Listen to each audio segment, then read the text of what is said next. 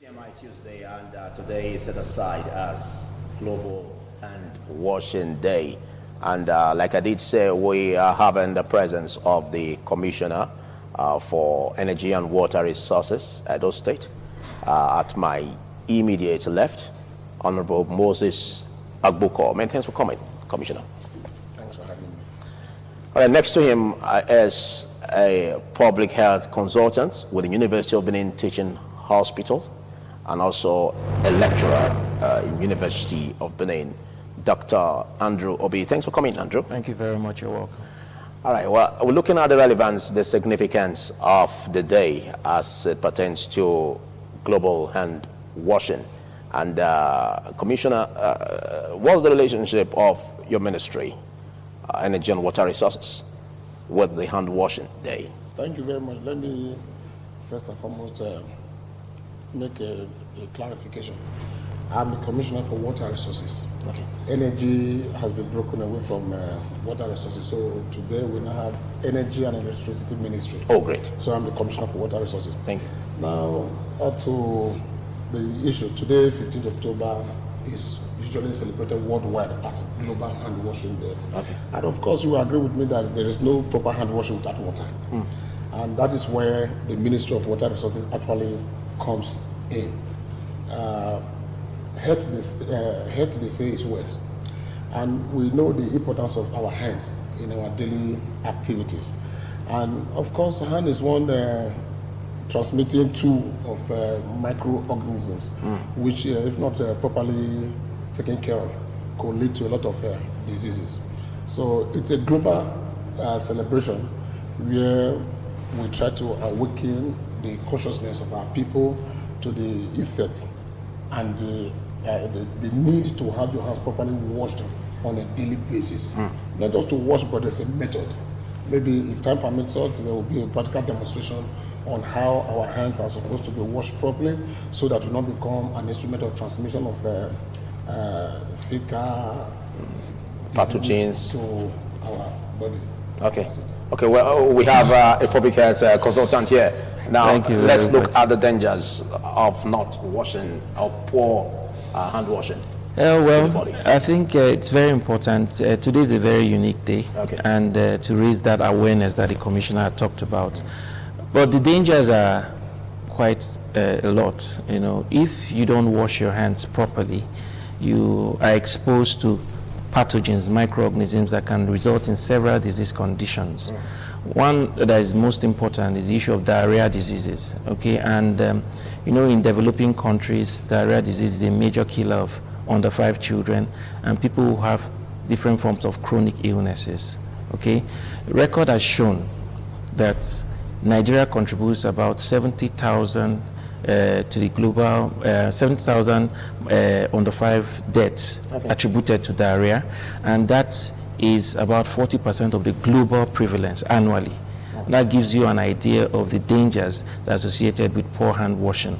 Also, it could also result in the transmission of certain respiratory diseases, cold, flu, which can result in hospital admission if not well managed, and many other things. So it's a big problem, and that's why today is set aside to raise awareness on how people can wash their hands safely.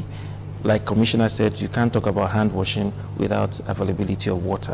And then we look at the portability and the cleanness of water. Yes. Now, there's been this challenge that many don't have access to portable and clean water. Like Edo State, the Water Board Agency is quite a different narrative. So how is the government doing that? Because first, there should be water. And what's the state of the Water Board Agency, and how can that be panned out? Well, at this point, I want to appreciate the effort of the current vacancy governor of Edo State, Governor Godwin Olayaso Obaseki. A lot of people might not know that so much is being done in the water sector. You just mentioned the water board. The water board practically is supposed to take care of basically the metropolitan town, Okay. the urban centers. Urban centers.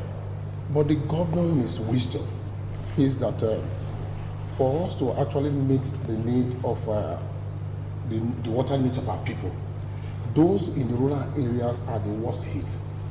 Therefore, we have to create a situation whereby those people are first of all taken care of. Because in the metropolitan town, almost every house has a borehole. But this is not the case of our people in the rural areas. So the emphasis right now is to ensure that we provide portable, accessible, and affordable water for our people. The governor in the past couple of years, of course by November will be 3 years in office, we have taken 5 local governments as our pilot local governments. And the sources of that is the reason why we intend to scale up now. As we speak today, we have over 225 water and sanitation facilities across these 5 local governments. Which of the local governments am I referring to? I'm talking about Isako West, Okay. in Edo North, talking about Owan West in Edo North, talking about Ovia Southwest in South here. Then we have Uhumunde. Okay. And these are the 5 local governments which was taken as a pilot local government. Okay. In Edo Central, we have a STAR project right now that is going on there, the Uboha Uromi Water Project, where you have over 35-kilometer reticulation of water. In the next couple of months, hopefully before December, by the grace of God, because that is when the contract is supposed to, the duration is supposed to elapse, we are going to have a kind of water policy that we have not seen before. Because that project is supposed to be one that is metered. Every household that's interested will be committed to, and it will be metered, and it's expected, just like our bills or our electricity, you pay for what you consume. Because the governor's policy is that sustainability must be the key word. Gone are the days when government will do a borehole, then after 6 months, and that ends it. Even in the rural areas, those communities like Hussein, Obayanto, Udo, in Ovia Southwest, in every community where we have sited the borehole, we have set up what we call Water Consumers Association, organized by the people in the community themselves. And this project, when they are commissioned, they are handed over to them. They now take full responsibility on the daily or maintenance of that project. Okay. So there's so much that is being done. Then again, now that we have succeeded in that extent, the governor gradually now is coming to reactivate some selected urban water boards. And let me also tell you that maybe the name is going to change because of the new innovations that the government is bringing to it. We are going to have a water corporation in Edo State that will be fully responsible for sustainable water provision for our people. Is there a time frame for that? From what we are doing now, between now and 2020, we'll get that fully on board. Okay. Before I ask you the next question, let's go to you, Dr. Andrew. Now, let's look at the need for hand sanitizers. Can we say that hand sanitizers can be used in times where one may not have access to clean water for hand washing? Hand sanitizer is a good alternative. Okay. But the catch there is that your hands must not be visibly soiled. That means it must not be soiled with fecal matter. So if you have, and your hand is dirty, visibly dirty. Visibly dirty. Yes, you can look at your palms and you know your hands are visibly dirty. Now looking at your own hand, the way it is now, it doesn't look visibly dirty, okay? But microscopically it could be dirty. Yeah, so bacteria, pathogens. Yes, with bacteria and some other of those things. But basically, when your hands are not visibly soiled, then you can use the sanitizers, okay? But the gold standard is clean water and soap, okay? That is what you use. But the sanitizer, they are equally effective because they also contain antimicrobial agents, antibacterial, antiviral agent, and that will also help to decontaminate the hands and present them safe. But the catch is when the hands are not visibly soiled, then you can use that, then it's safe. Okay, what about hand shaking? Could that also be hand shaking. We had in the era where we had Ebola circulation in Nigeria, it was a big headache.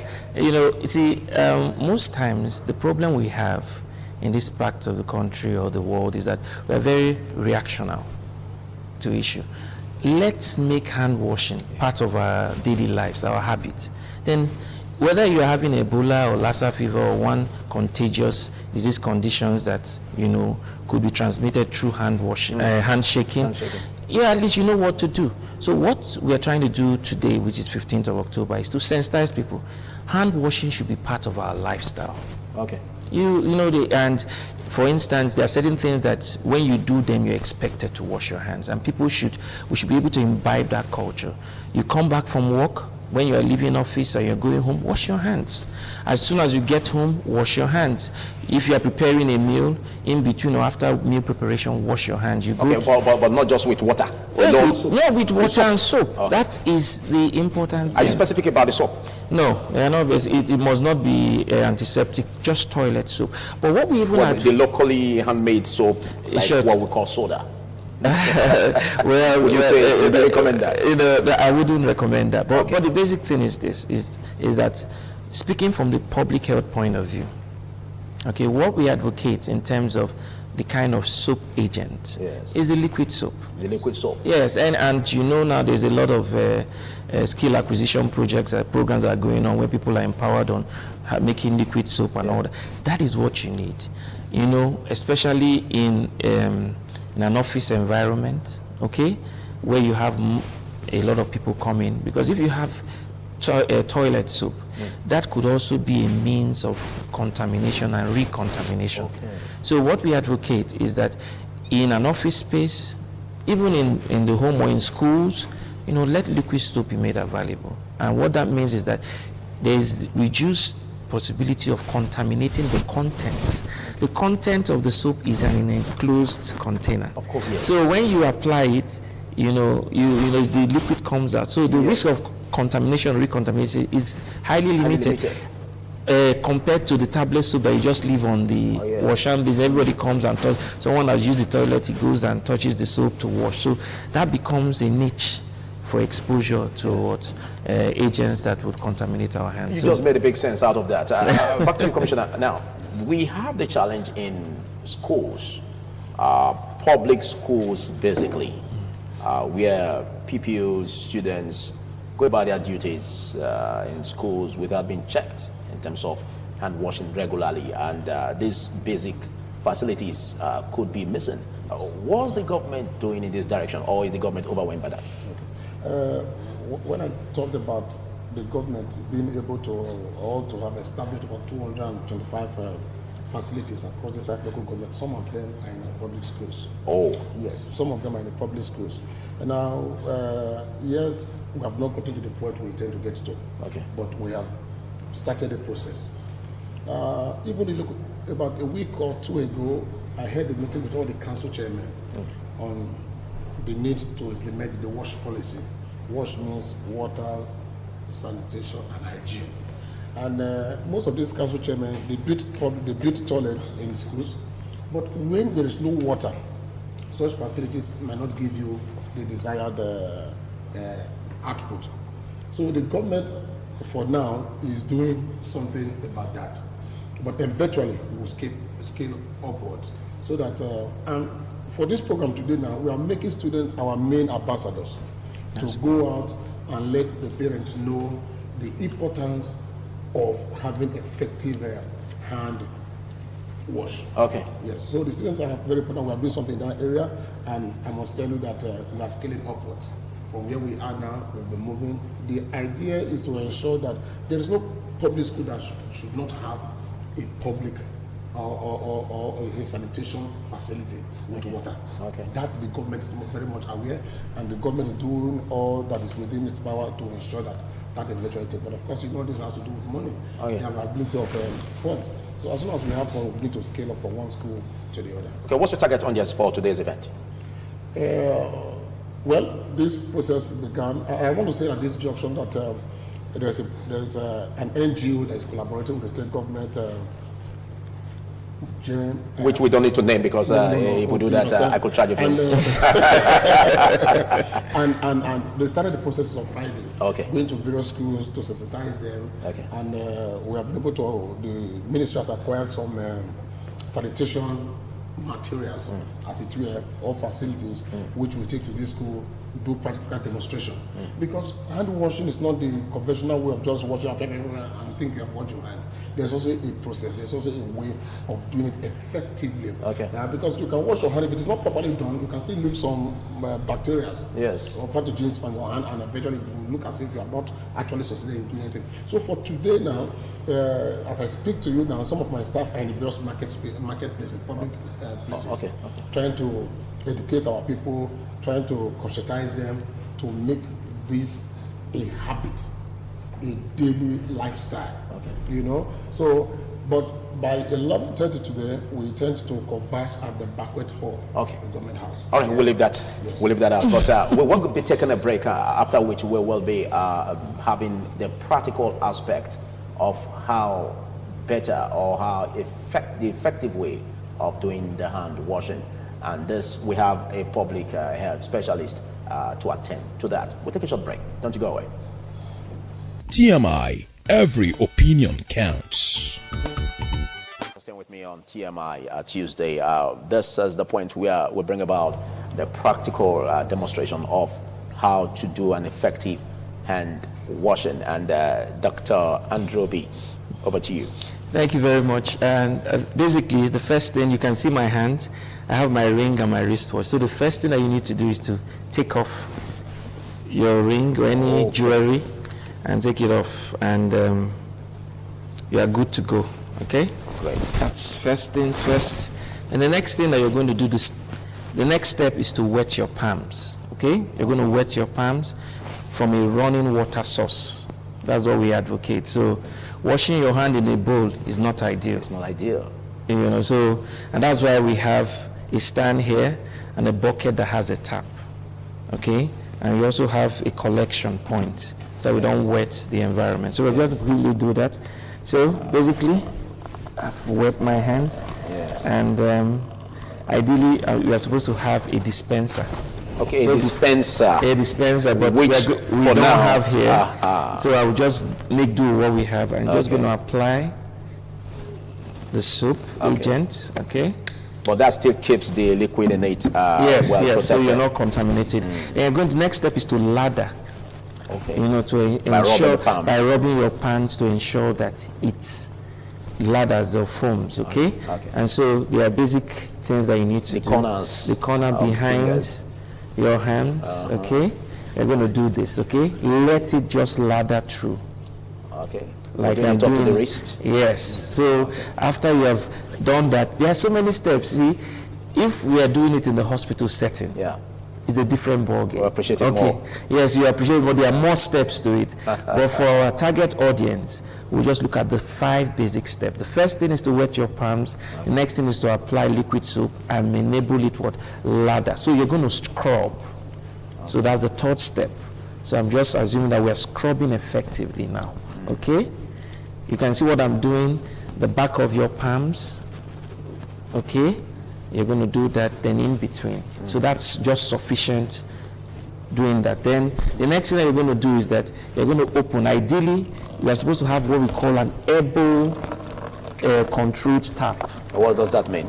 I don't need to use my palms to touch that point. Okay. Is Use the elbow. Is the elbow control point, okay? Okay. So having done that, that's the first stage is to rinse effectively. Okay. Till you don't feel any soap. And you're going to wash every part of your hands. Okay, rinse. Then, having done that, the last stage is toward dry. Yeah. Okay. Dry. Dry, okay? You need something to wipe the hand with. Yes, what we advocate is that if they have single-use disposable towels, Okay. not having a napkin. Okay. by the That side. everybody would have to use. No, that's also that's a wrong practice. Okay. So, so in summary, if you don't have a single-use towel, you fly away, like they say. Just allow it to air dry. So keep your hands together, and in a minute or 2, it's going to dry. So that's what we're going to do now. We're going to air dry it. Air dry. That's a beautiful So one. the 5 steps is that you apply running water, not water from a bowl. You're not washing, so wet your palms, Okay. apply soap, Soap, liquid yeah. soap, then allow it to lather, Yeah. make it foam, then scrub. the back of your hands, in between your fingers. You do that from your wrist downwards, then you're now going to rinse effectively, step 4. Then step 5, you're going to dry. Using a single-use towel, or if it's not available, you just air dry. Air like dry. we're going to do now. Thank you for being thorough, Dr. Andrew Obi, on that. Thank you very much. Well, this is quite a wonderful process. Yes. And let's look at the challenge you think the government is faced with in terms of making this whole facilities available just now to the people. Because we've had a challenge where taxpayers who are supposed to enjoy that opportunity to get water without necessarily spending money to build boreholes and all that, but they're not getting it. So what do you see as the biggest challenge of the government in this direction? Because we are supposed to find a way where taxpayers will get value for their money, but it seems not pulling through. Well, first and foremost, you will agree with me that for every project costs money. Okay. And that's one. Then number 2 is that there is this attitude of our people. In the advanced society, water is not a social commodity. Water is not supposed to be something government do for people free Okay. of charge. Okay. And that is why I keep on saying government is supposed to provide portable, accessible, but affordable Water. What I mean by that is that just like electricity is a basic necessity for the economy. If the economy must move, must have constant light. But can any government successfully provide light without metering it? The answer is no. Now, over the years, we also know that even when we were growing up, we used to have flat rates on water. We also have water rate. It's not something new. But just at this time around, what we are trying to do is that even in our rural communities, we want to inculcate that attitude to our people to know that if a borehole is sunk in your community, take ownership of it. Because what we observe over the years is that when government sink a borehole in the community, it's government, anybody can come there, operate the generator, operate the thing, and maybe the couple of months or couple of years the thing collapses, packs up, and everybody goes back to their normal stream to go and fetch water. And it may interest you to know that sometimes what went bad on that facility is just 5,000 naira watt or something. But because there's no ownership drive, the people do not have this culture of saying that this thing belongs to us. They just abandon it. And that is why the governor has introduced this Water Consumers Association within a community. Within you, discuss what you can do. If this 100 naira amongst yourself within the community, contribute it to your community people. You set up the community as it were by yourselves. You are supposed to put people with applicable integrity there who will be able to use the little collections either to buy diesel, to pump this water. You know that boreholes are expected to be pumped often. Because the more you leave it on the ground without pumping, the more it runs. Yes, develop force. Problem. So sometimes it's quite a community, government will sink a borehole, put a generator there, and because of nobody is willing to bring money out to go and buy diesel, they will just abandon that thing. And whenever anybody decides to come and say, maybe after 3 or 4 months or 5 months, the thing is no longer working. Okay. But followership is a bane to good development in this regard.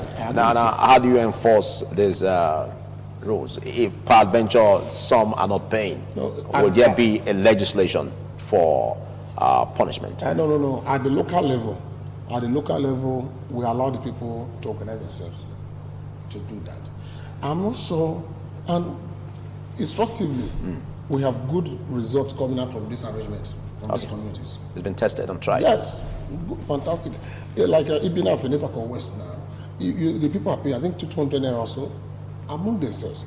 And because they have been able to put in responsible individuals to handle that Water Consumer Association, we've not had problem of we can't put water, switch is bad or so, coming back to the government. For over 6 months now, it has been working effectively. So it's all about the community themselves putting the right people. Because these people, some of them were trained in the act of how to operate even the treatment plant, how to run the whole system. The government have trained them on that. So it's for them now to be able to organize themselves to know how they can enforce people Okay. who refuse to pay and things like that. Okay, thank you, Commissioner. But in the course of you having a chat with us, you may mention the fact that government cannot. This is a point of digression anyway.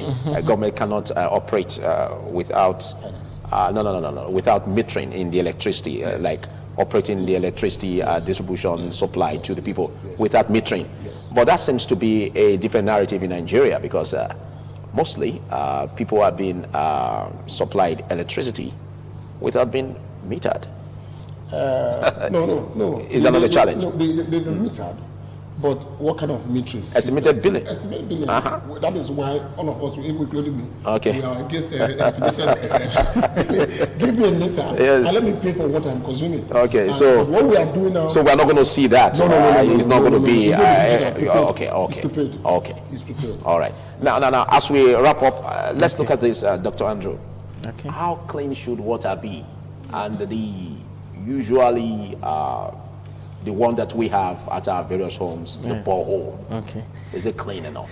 Well, there are so many aspects to talking about the portability of water. I guess what you mean when you talk about water being clean, is it potable? Is it fit for human consumption?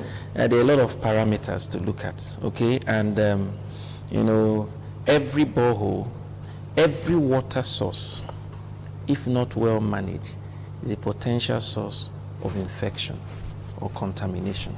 So that implies that it's not just about sinking a borehole. There are certain requirements that must be fulfilled in ensuring that the sinking process gets to an appropriate depth. Okay. Because the Earth's crust has different layers, okay? And across those various layers are different, it's like a filtration process, okay? There are certain environments, certain parts of this country, you just need to dig a hole and water starts coming out. You would understand that their water table is high. It's high. And the implication of that, they are also prone to surface water contamination. So there are so many parameters. But to answer your question directly, every borehole that is sunk must be assessed regularly, Okay. maybe annually, by the relevant agencies to ensure that they comply in terms of certain parameters. One, the biological parameters that we talked about, infection, microorganisms. There are also physical parameters that the layperson around can be able to look at and assume, because you have laboratory confirmation, it's just an assumption. It's an assumption. So not everything you see in sachet water is pure. Okay, so those are some of the things that we need to look at. So there are certain parameters. I think he's in a better position to talk about that. I think that's your final words on Yes. this segment. Okay, your final words, Commissioner. Well, I want to advise our people that they should take hand washing as a very serious issue. Let it become a culture, let it become a habit, not just to wash, but to wash properly. Because again, like I said in my earlier speech, health is wet. So let us go all out and cultivate this habit of hand washing. Thank you, Honorable Moses Agbuko. He happens to be the Commissioner for Water Resources, which is a breakaway from what energy and water resources.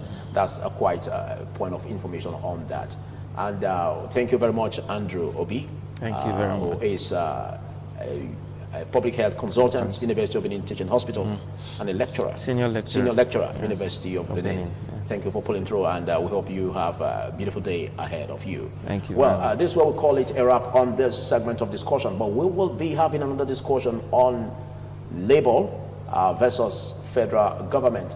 What is the page, or what page are they in right now in terms of resolving the implementation of the new minimum wage? That will come up in a jiffy.